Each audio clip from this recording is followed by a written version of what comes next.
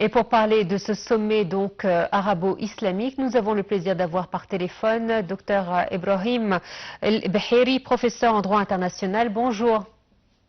Oui, bonjour. Alors, ce sommet intervient dans une période critique. Il fait suite à cette attaque israélienne contre la capitale qatari. Alors, bien évidemment, Qatar n'était pas visé, mais le fait de viser des membres du Hamas au Qatar, c'est comme si on visait l'État tout entier. Comment voyez-vous ce sommet d'urgence ? Alors, pour ce sommet d'urgence, il intervient bien évidemment dans des circonstances un peu exceptionnelles, comme on l'a bien constaté, et cette réunion correspond en effet à une nécessité pour faire face aux menaces réelles qui se propagent de la part de l'État hébreu contre les peuples isolés de la Palestine, et vise ce peuple non seulement sur leur territoire, mais également sur les territoires des États souverains, des États voisins, des États frères comme le Qatar. Donc, se réunir aujourd'hui pour passer un message de solidarité, voire même peut-être rendre efficace le pacte de défense mutuelle contre les États arabes peut être un message, voire une déclaration contraignante vis-à-vis de l'État hébreu qui devrait se rendre, me semble-t-il, compte que les États arabes se réveillent aujourd'hui et regardent d'un œil, que je peux dire, clair, la volonté annoncée par Israël de non seulement menacer, voire même exterminer les peuples palestiniens, menacer même les États qui avoisinent ce pays. Alors, docteur Ibrahim, justement, on se pose la question, où est le droit international dans tout ça? C'est-à-dire qu'on nous a souvent répété qu'un pays n'avait pas le droit de frapper un autre pays sans qu'il y ait de vraies déclarations de guerre. Aujourd'hui, on voit qu'Israël s'est permise de frapper un petit peu partout. C'est-à-dire qu'on voit la situation désastreuse dans la bande de Gaza, en Cisjordanie également. Nous le voyons également au Liban, en Syrie, en Iran, maintenant au Qatar. Quelles sont les limites en fait? Vous savez, ce qui s'est passé par Israël est vraiment très étonnant. C'est une violation non pas seulement pour les principes de droit international, même pour la courtoisie internationale. Avant même que le droit international existe dans sa figure ou forme actuelle, les États avaient l'obligation, les royaumes, je parle, avaient l'obligation de protéger les messagers, encore plus les négociateurs. Donc, que l'État hébreu va jusqu'à tenter de tuer, voire même tuer, les négociateurs sur la terre d'un État voisin, tel que c'est passé au Qatar, c'est une violation même des principes de la courtoisie internationale. Que le droit international aujourd'hui se trouve comme objet d'interrogation, oui, le droit international, comme vous l'avez dit, malheureusement, on devrait reconnaître que le droit protège souvent le plus fort. Le droit doit être accompagné de la force afin qu'il soit contraignant. Le droit international, alors, aujourd'hui, est représenté, entre guillemets, par l'ONU. Donc l'ONU, cette organisation mondiale, créée après la fin de la Grande Guerre en 1945, a élaboré et construit deux organes principaux. L'Assemblée générale, d'une part, et le Conseil de sécurité de l'autre, auquel s'ajoute la Cour internationale de justice. L'ONU, représentée par le Conseil de sécurité, ce dernier, à savoir le Conseil de sécurité, en effet, correspond à l'organe exécutif de cette organisation internationale. Donc, elle joue, ou elle devrait jouer un rôle efficace pour maintenir la paix et la sécurité internationale. Donc, ce conseil est composé de 15 membres, dont 5 permanents, rend ses résolutions, prend ses décisions à une majorité de 9 voix. Donc, parmi les membres permanents, les 5 membres permanents de ce conseil, existent bien évidemment les grands pays, à savoir les États-Unis, la France, la Chine, la Russie, à titre d'exemple. On voit toujours des Américains utiliser les vétos pour stopper, suspendre toute décision que peut intervenir des fois pour maintenir la paix et la sécurité internationale, tel que se passe actuellement par rapport à la question palestinienne. Et c'est toujours le cas. Alors justement, docteur Behéri, si on considère que l'État hébreu a toujours été un pays colonisateur et qui a toujours procédé à des manières atroces pour arriver à ses fins, qu'en est-il de la position des États-Unis qui se veut défenseur de la démocratie et un modèle à suivre? Aujourd'hui, nous avons l'impression que les États-Unis cautionnent tout ce massacre qu'il y a dans la bande de Gaza et au contraire, Israël a le feu vert pour faire ce qu'elle veut, ce qu'il veut. Comme on a dit tout à l'heure, que le droit tout seul, surtout le droit international, ne s'applique pas de soi-même. Il faut une force de contrainte pour qu'elle soit respectée. Les Américains défendent leurs intérêts, bien évidemment. Et ils voient que l'État hébreu, comme étant le représentant de la zone du Moyen-Orient, elle se proclame toujours protecteur de cet État, par tous les moyens. Même quand elle commet des fautes et des erreurs, elle la défend. Donc, dans ces conditions, on a vu même certains pays comme la France ou le Mexique qui ont vu l'échec, si je peux utiliser le terme, du Conseil de sécurité à remplir efficacement son rôle. Les États comme la France ont commencé depuis 2013 à mettre en discussion des projets de réforme des systèmes de fonctionnement des conseils de sécurité. Le français a d'ailleurs, il y a quelques semaines, devant l'Assemblée générale des Nations Unies, a reproduit cette demande des réformes des conseils de sécurité. La réforme voulue, afin que le conseil de sécurité soit efficace, exige d'abord, ou prévoit d'abord d'élargir le nombre de pays représentés au sein de cet organe vital. On en a parlé de 15 États membres, alors la France, à titre d'exemple, demande que des pays comme l'Allemagne, le Japon, l'Inde devraient joindre ce conseil. Il a même dit que des pays africains, des grands pays africains, devraient également s'y associer. En effet, faire entrer d'autres États au sein de cet organe et également réformer la façon de prendre la décision, c'est-à-dire limiter l'utilisation ou le recours au veto que l'Amérique utilise des fois, souvent, même dans toutes les fois, pour défendre ses intérêts ou mener des politiques qui le conviennent le mieux.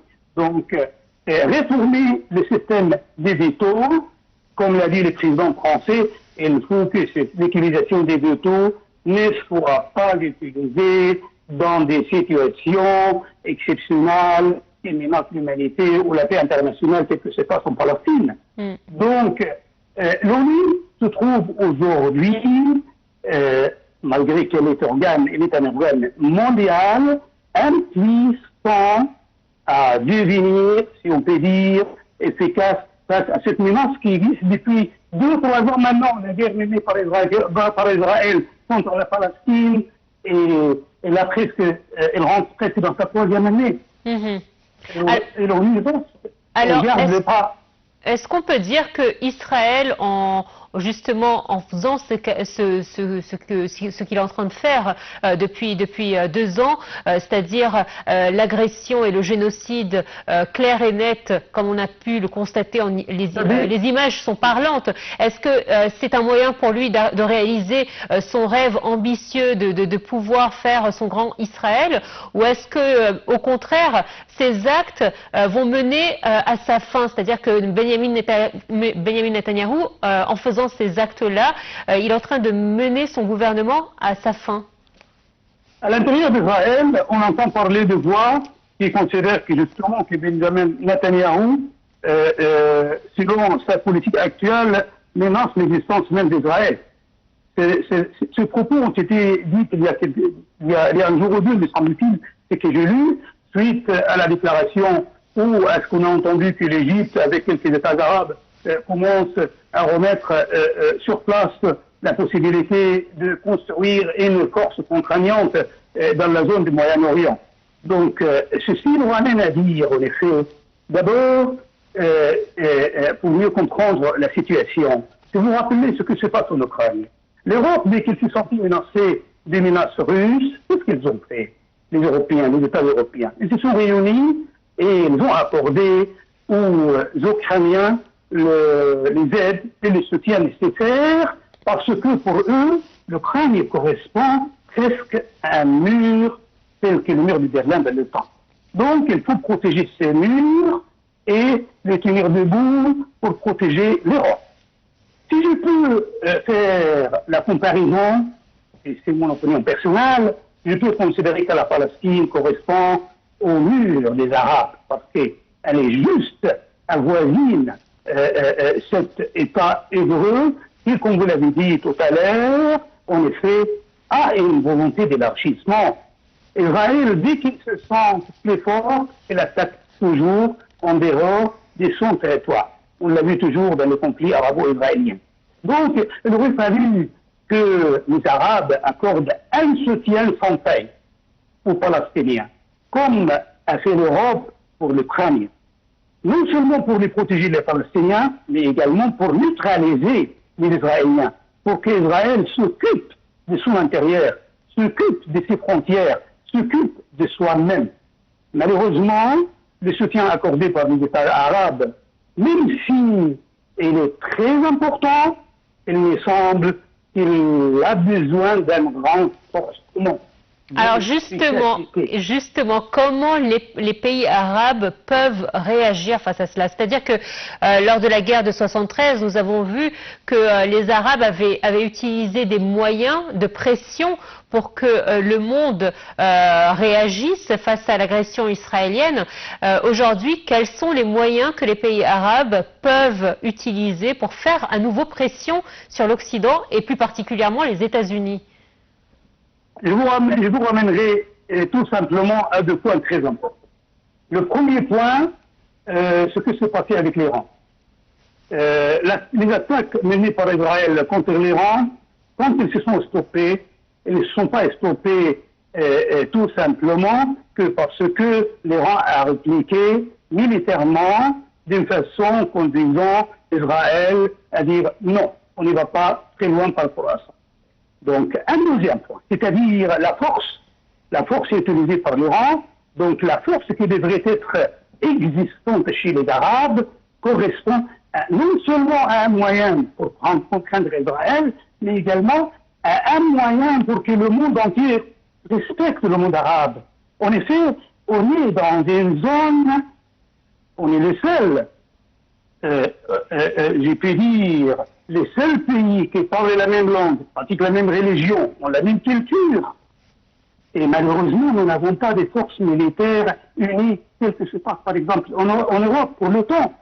Donc, il faut que les Arabes, aujourd'hui, se réveillent et se décident.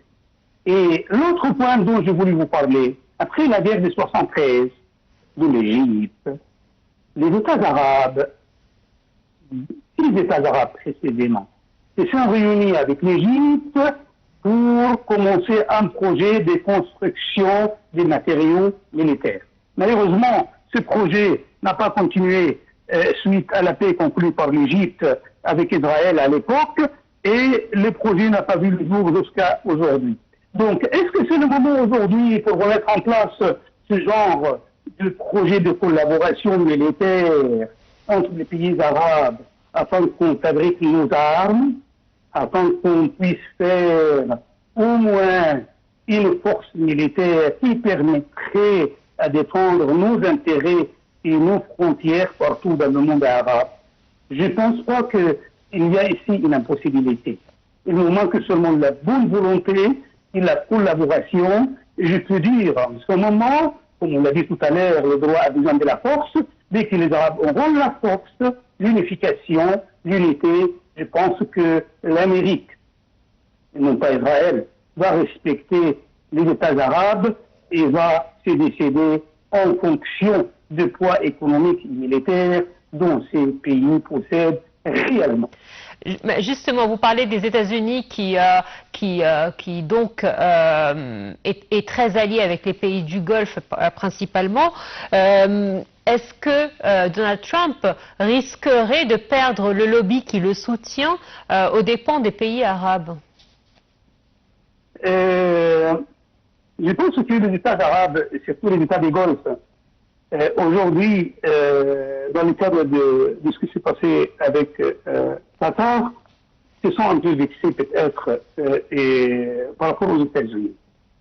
Parce que, à double titre, par exemple, la base militaire existant sur la terre du Qatar était presque directement la cause de l'attaque de l'Iran, d'une part. Lorsque l'Iran a attaqué le Qatar, c'était une attaque menée contre la base militaire.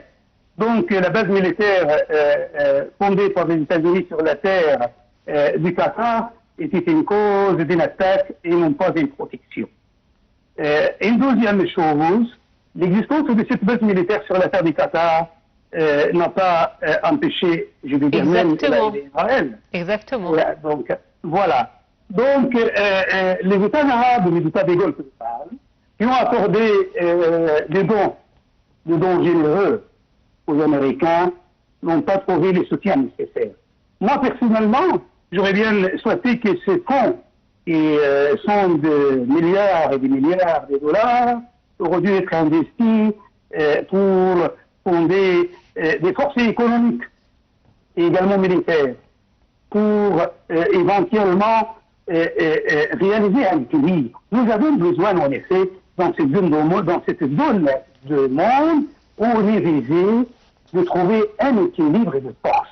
Un équilibre de force, afin qu'on puisse imposer et non pas demander de rester aux Américains. Vous connaissez, les Américains respectent les États les plus forts. L'Amérique, quand elle traite avec la Corée du Nord, qu'est-ce qu'elle fait? Elle traite d'une façon tout à fait différente, comme quand elle traite avec d'autres États. Je pense que le message que je devrais peut-être passer personnellement, c'est celui qu'aujourd'hui, nous sommes en face d'un État qui ne veut pas la paix. Elle veut occuper d'autres territoires, exterminer les Palestiniens de là où ils sont. Et je pense que si on ne montre pas notre force vis-à-vis de l'État d'Israël, je pense qu'on risque bien de voir ces actes se répètent sur d'autres zones, pas seulement au Qatar. Docteur Ibrahim El-Behéry, merci à vous d'avoir été des nôtres ce matin pour nous parler de ce sommet qui doit se tenir donc aujourd'hui au Qatar, donc un sommet arabo-islamique extraordinaire suite à l'attaque israélienne à Doha. Une courte pause, on se retrouve tout de suite après.